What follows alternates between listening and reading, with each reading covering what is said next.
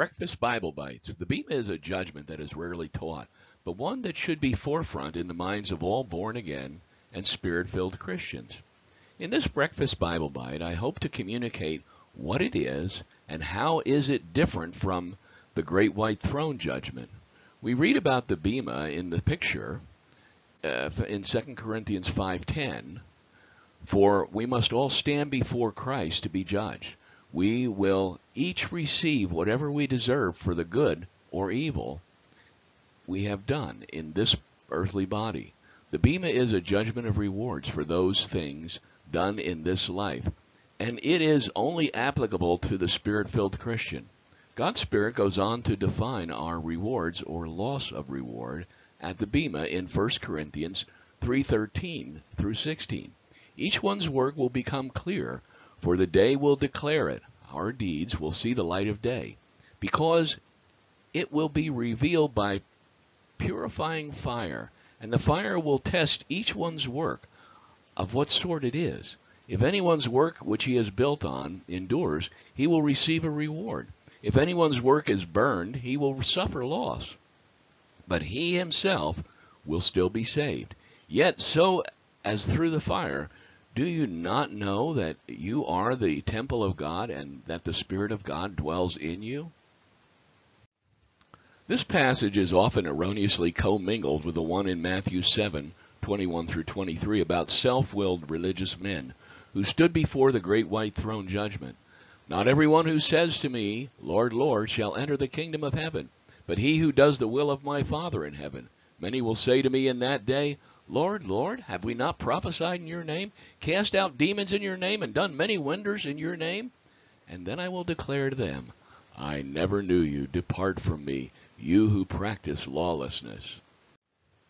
Did you notice the difference? Only true Christ-centered Christians stand before Christ at the Bema, for it is a judgment of rewards. And though in some cases the Christian works are burned, they will suffer loss, but they themselves will still be saved.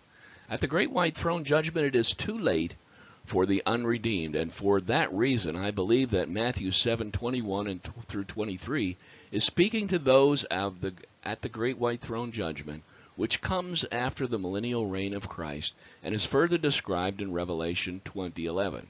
This is the judgment most often talked about from the pulpit. However, when speaking to the redeemed who have already been judged, our focus should be concerned with the Bema, the judgment of rewards. How do we know who will stand before the Bema and who are those who will be judged at the great white throne judgment? We should look to Jesus for the answers.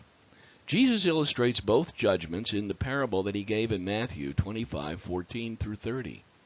In this allegory, a man of great authority is about to go on a journey. So he entrusts his possessions to 3 of his servants, each according to their ability. In this parable, the 3 servants represent Christians, and the master is an image of Christ. Their possessions represent the attributes of time, talent, and treasure. Time to accumulate his wisdom, time to accomplish his will, and time to achieve maturity in Christ. Time, talent, and treasure are given by Christ to every Christian disciple. In this parable, 2 of the servants are faithful with what the master has given them, but one is unfaithful. When the master returns, he calls his servants before him, and then rewards the 2 faithful servants with more than they are given and they are given rule over many things. Matthew 25:20 through 23. So he who had received 5 talents and brought 5 other talents said, Lord, you delivered to me 5 talents. Look, I have gained 5 more talents besides them. His Lord said to him, Well done, good and faithful servant. You were faithful over a few things. I will make you ruler over many things. Enter into the joy of the Lord. He also, who had received 2 talents, came and said, Lord, you delivered to me 2 talents. Look, I have gained 2 more talents beside them. His Lord said to him, Well done, good and faithful servant.